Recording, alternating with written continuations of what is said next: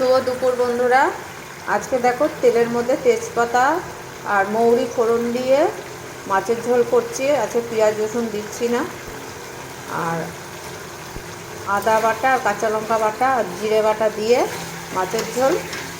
তারপর মাছের ঝোলের তেল বেরিয়ে গেছে। রোজের পেঁয়াজ রসুন দিয়ে মাছের ঝোল ভালো লাগে না খেতে।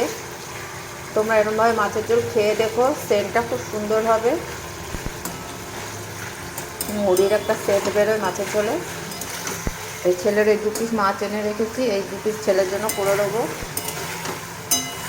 আমি মাছ খাবো না আজকে যেহেতু পৌষ সংক্রান্তি, কিন্তু ছেলের জন্য করতে হচ্ছে মাছের ঝোল। একটু মাছ হলে ছেলেটা একটু ভাত খায়।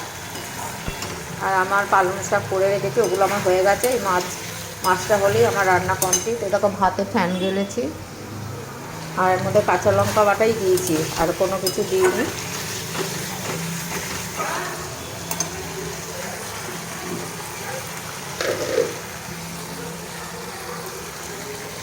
এরকম জল দিয়ে দিলাম।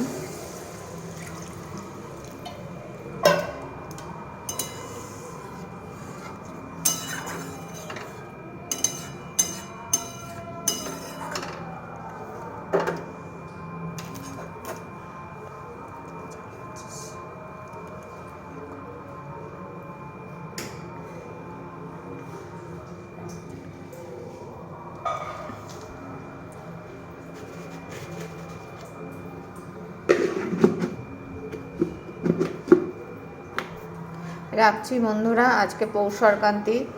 সব এই খেয়ে দিয়ে উঠে একটু পিঠে বানাবো, নিয়ম রক্ষা করতে হয়, তাই করব। কারণ একা একা আমার করতে ইচ্ছা করে না। এই পিঠে করতে গেলে অনেক ঝামেলা বন্ধুরা। আজ পৌষ সংক্রান্তি উপলক্ষে আজকে পিঠে করব, কিন্তু অল্প করব। 2-4 জন থাকলে করা যায়, একা সব কিছু নারকেল কুড়োনো থেকে সমস্ত কিছুই করতে হবে। যখন করব পিঠেটা তখন তোমাদের দেখাবো বন্ধুরা। রাখছি, তোমরা ভালো থেকো, ভালোভাবে পিঠে খাও। এখন সবাই অম্বলের ভয়েতে অল্প অল্পই খায়, কিন্তু আজকে আমি পাটিসাপটা করবো না। আজকে অন্য একটা কিছু করব, সেটা তোমাদের সাথে শেয়ার করব। কেননা পাটিসাপটা আজকে হবে না, একটাই পিঠে করব, পাটিসাপটা করব না। কেননা পাটিসাপটাটা অন্য একদিন করব। পাটিসাপটা তো খাই, আজকে অন্য একটা পিঠে বানাবো, তোমাদের দেখাবো বন্ধুরা। রাখছি, খুব ভালো থেকো। তোমরাও পিঠে পার্বণ করো আজকে।